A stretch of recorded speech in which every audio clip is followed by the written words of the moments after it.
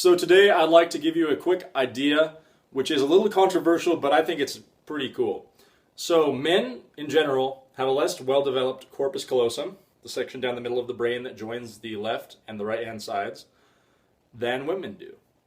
So what this means is when a man looks at a problem in general, he will see really focused in a logical way what he needs to do, or he will see a very clear vision, like an emotional vision, a creative thing of what he needs to do. So a man might be 80% logical, 20% creative, or something like that. In comparison to this, when a woman looks at a problem, because she has that highly developed corpus callosum, she can more easily synthesize, the emotional, the long-term, the visionary, with the logical, step-by-step, analytical portion of her mind. So, what does this mean?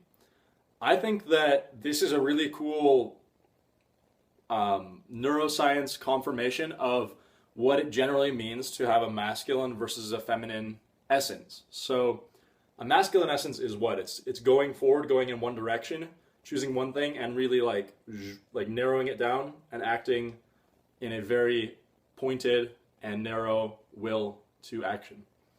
And the feminine is sort of receiving all this stimulation from everywhere and then just generating all these options and ideas. So brainstorming is more of like a feminine way of looking at the world. You take in a ton of information and you start just generating.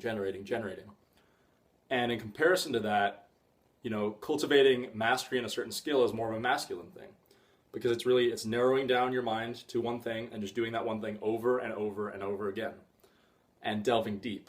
So feminine is kind of like breadth, just lots of breadth and generation. And masculine is very much depth, just willpower and going in a straight line.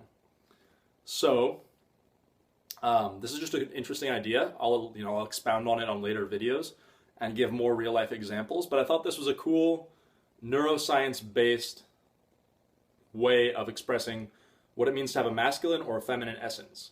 And just a quick caveat before this video is over: that doesn't mean that a man can't have it does not mean that a man can't have feminine essence at times, or even be primarily in a feminine state of mind. And a woman, a businesswoman, for example, might very well, when she goes to work, be in that masculine, focused point of view, and only go into her feminine point of view, her mindset, when she goes home and she just wants to lay back, be receptive, enjoy the presence of her family. So, quick takeaway: choose whether or not recognize when it's resourceful to be in a masculine state of mind versus a feminine state of mind, and when you need to generate and be receptive to criticism, to information, to ideas, to emotions, and when you need to block all that out and just narrow down and do your thing.